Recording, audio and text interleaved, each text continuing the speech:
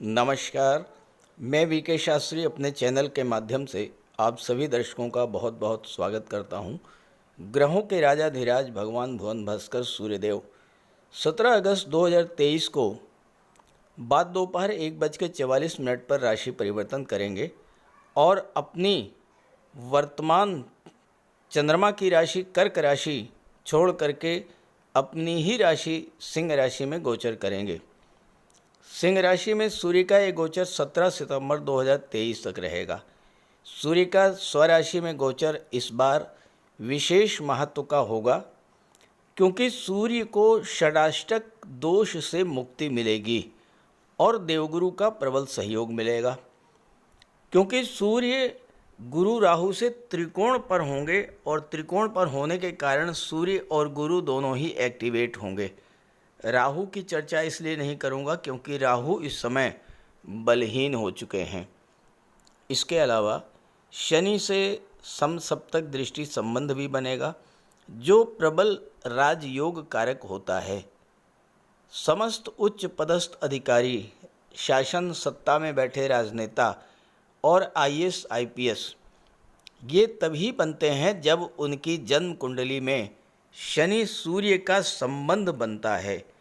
और इसके अलावा सूर्य गुरु का त्रिकोण का संबंध भी बन रहा है जो कि सरकारी नौकरी, उच्च पद, राजसी वैभव देने वाला होता है।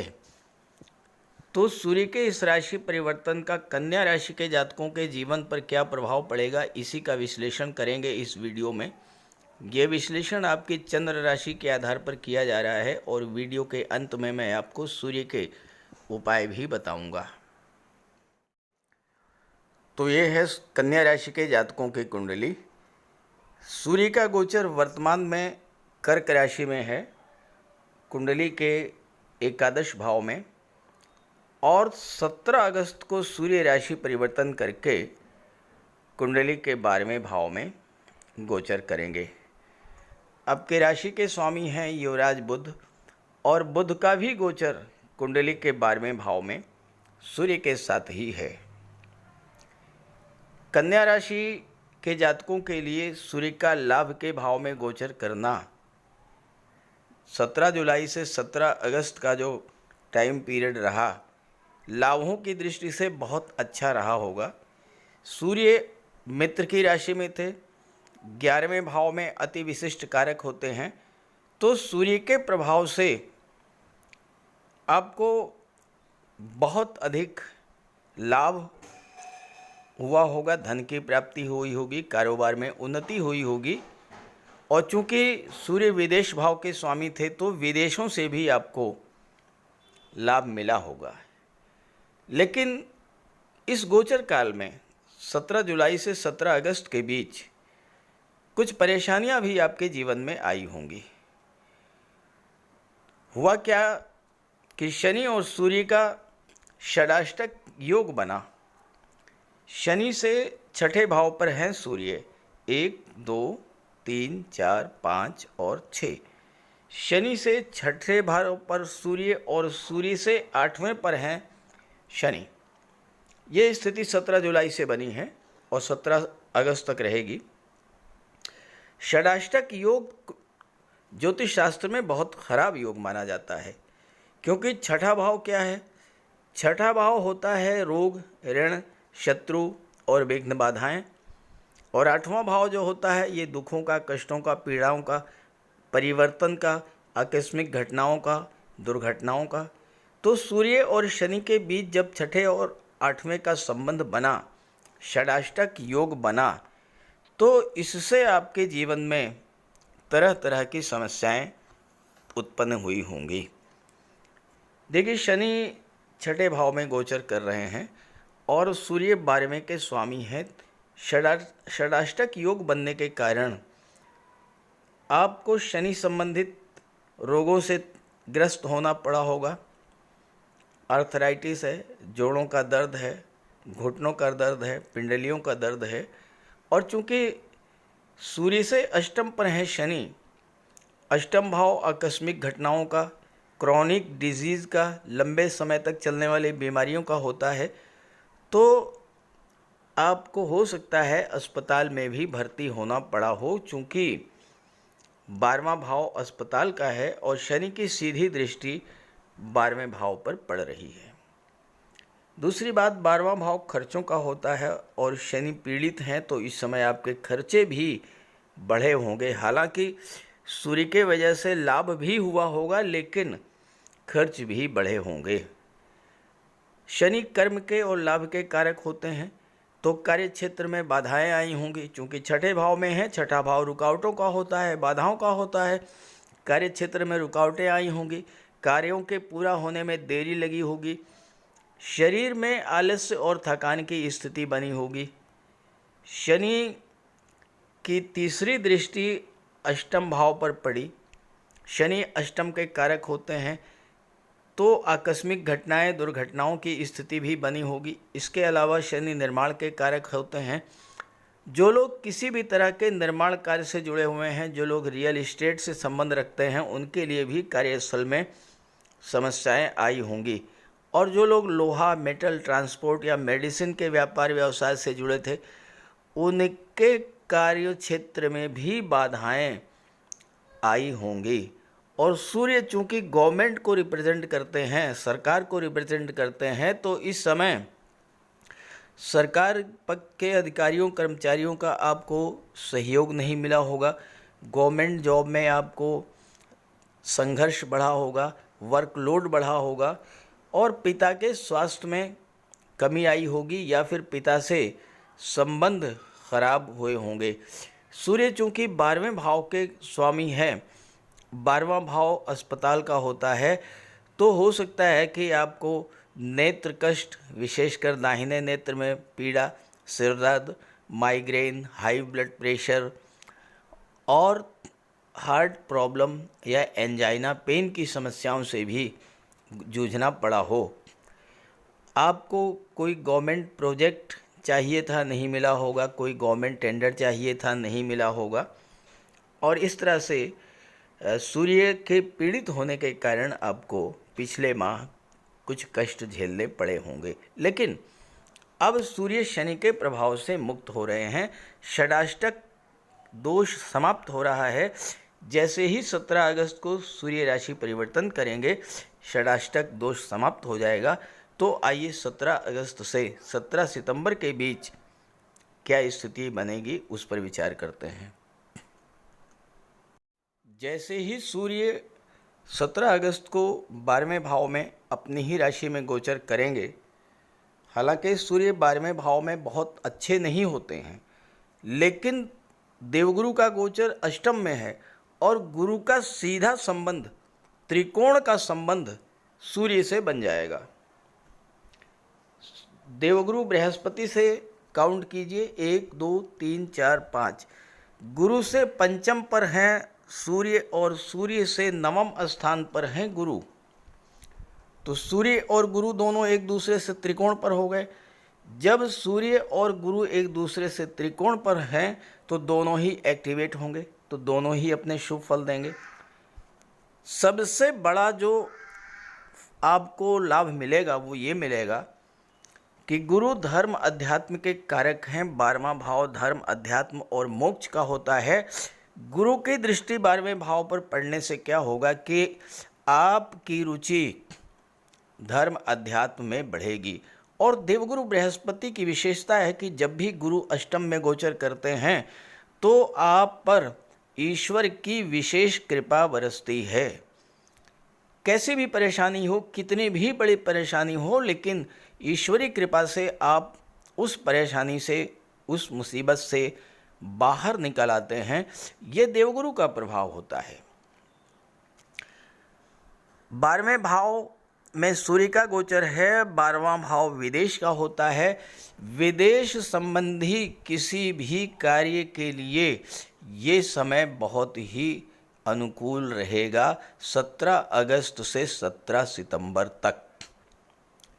12वां भाव खर्चों का होता है। इसमें कोई दो राय नहीं है कि खर्चे बढ़ेंगे, लेकिन जो ये खर्चे बढ़ेंगे ये बच्चों की उच्च शिक्षा पर, बच्चों के शादी ब्याह पर, धार्मिक कर्मकांड पर, दान पुण्य में, विदेश जाने पर या विदेशी व्यापार को लेकर के ये आपका धन खर्च होगा, क्योंकि सूर्य के साथ बुध का भी गोचर है और सूर्य बुध का बुधादित्य राजयोग बन रहा है 12वें भाव में।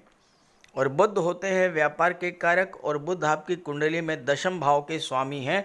दशम के स्वामी होकर के जब बुध 12वें में गोचर करेंगे और सूर्य का बल बुध के पास होगा, तो आपके कार्य क्षेत्र का सीधा संबंध विदेश से बनेगा।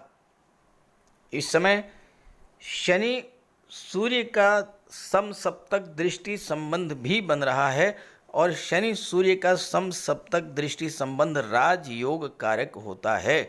तो इस समय आपको विदेश सेवा में जॉब मिल सकता है। बुध के प्रभाव से किसी विदेशी कंपनी में, किसी मल्टीनेशनल कंपनी में आपको उच्च पद प्राप्त हो सकता है, और सूर्य के प्रभाव से विदेशों में आपका सम्मान बढ़ेगा, विदेशों से आपको धन की प्राप्ति होगी। और इसके अलावा देवगुरु बृहस्पति आपकी रुचि धर्म अध्यात्म की ओर मोड़ देंगे, और आपके जो खर्चे हैं, ज़्यादातर खर्चे धर्म पर, दान पुण्य पर, पूजा पाठ पर, और इससे आपको 12वें भाव का शुभ फल भी प्राप्त होगा। सूर्य शासन, सत्ता, पावर और ईगो के कारक हैं, और एक नेगेटिव पहलू यह है कि सूर्य 12वें भाव में पिता के साथ या संतान के साथ मतभेद बना देते हैं। और इसके अलावा लव रिलेशंस की दृष्टि से भी सूर्य का गोचर और शनि के साथ दृष्टि संबंध बनना बहुत अच्छा नहीं है, क्योंकि शनि 6ठे भाव में है, विघ्न बाधाओं के भाव में है। शनि पंचम के स्वामी हैं, सूर्य से संबंध बना रहे हैं, तो लव रिलेशंस के मामले में भी तनाव बढ़ सकता है, दूरी बढ़ सकती है। 12वां भाव ट्रांसफॉर्मेशंस का होता है, तो इस समय आप नौकरी, व्यापार, व्यवसाय में किसी परिवर्तन को लेकर के सही डिसीजन ले पाएंगे, क्योंकि बुध की बुद्धि भी आपके साथ होगी, बुध की तर्क शक्ति आपके पास होगी, गुरु का ज्ञान और विवेक होगा। सूर्य आपके कॉन्फिडेंस लेवल को बढ़ा देंगे और सफलता प्राप्त करेंगे। सूर्य और बुध के प्रभाव से आपको विदेश में सेटल होने का भी मौका मिलेगा। जन्म स्थान से दूर जाकर ही आपकी भाग्योन्नति होगी। गुरु संतान के कारक हैं, सूर्य पिता के कारक हैं, तो आपकी संतान उच्च शिक्षा, नौकरी या व्यापार व्यवसाय के सिलसिले में विदेश जा सकती है, आपसे दूर जा सकती है। सूर्य मॉनेटरी गेन के लिए बहुत अच्छे माने जाते हैं, और सूर्य बुध की युति बनने से धन प्राप्ति की इच्छा अत्यंत तीव्र होगी, और आप व्यापार व्यवसाय के माध्यम से या नौकरी के माध्यम से धन भी अर्जित करेंगे। लेकिन ध्यान रहे कि सूर्य का उपाय जरूर कीजिएगा इस गोचर काल में, और पिता से संबंध बना करके रखिएगा, गुरु से, बॉस से संबंध आप बना करके रखिएगा। तो ये एक माह आपके लिए बहुत अच्छा जाने वाला है। सूर्य की दृष्टि 6ठे भाव पर पड़ेगी। आइए शुरुआत करते हैं। सूर्य में तेज है, प्रकाश है, अग्नि है, ऊर्जा है, ऊष्मा है। सूर्य की दृष्टि जब 6ठे भाव पर पड़ेगी तो 6ठे भाव से संबंधित जो नेगेटिव फल हैं उनको जला करके राख कर देगी।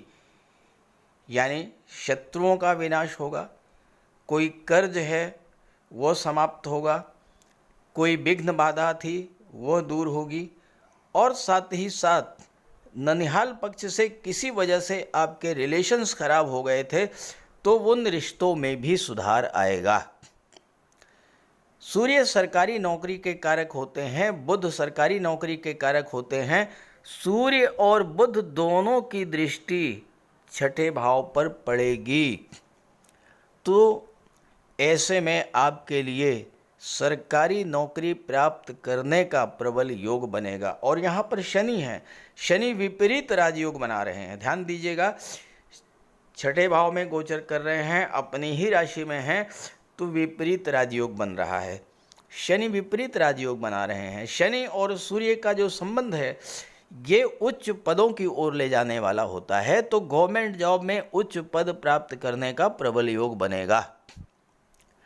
सूर्य शासन प्रशासन के कारक हैं, मान सम्मान पद प्रतिष्ठा के कारक हैं, पावर और अथॉरिटी के कारक हैं, तो कार्य क्षेत्र में आपके प्रभुत्व में वृद्धि होगी।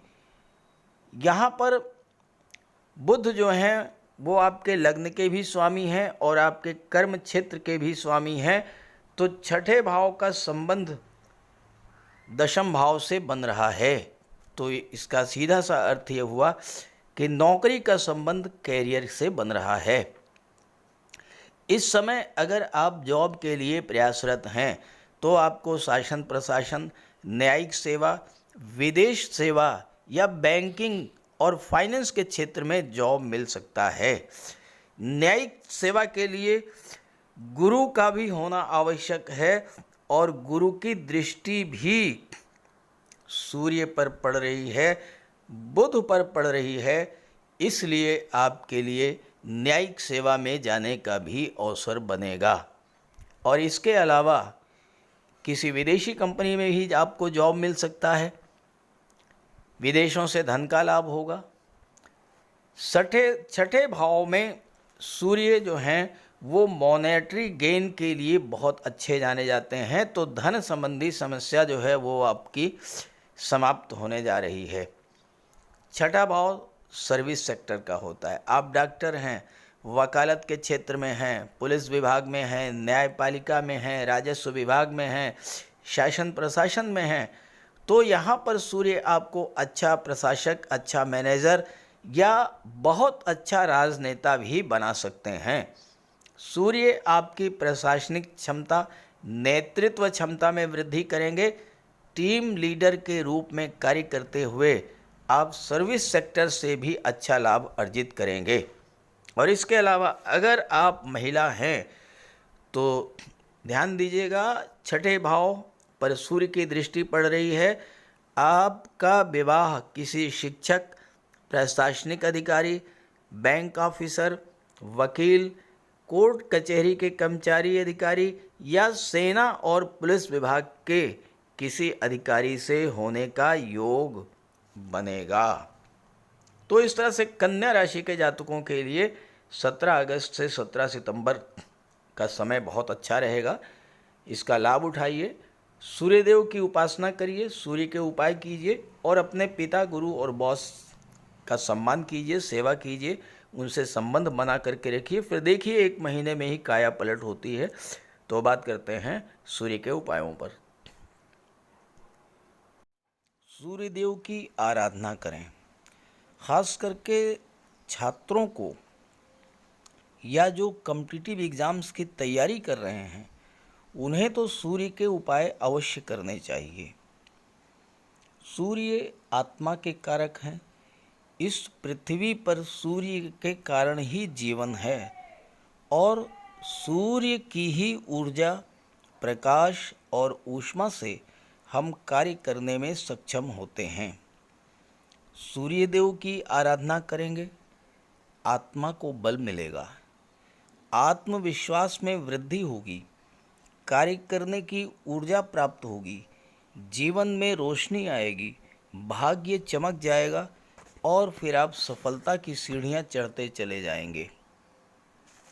तो प्रातःकाल स्नान करते समय जल में लाल पुष्प या केसर डाल करके स्नान कीजिए।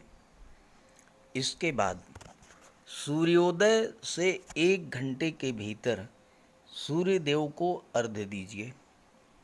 तांबे के लोटे में जल, अक्षत, लाल पुष्प, रोली, लाल चंदन ये डाल करके सूर्य देव को अर्घ्य दीजिए।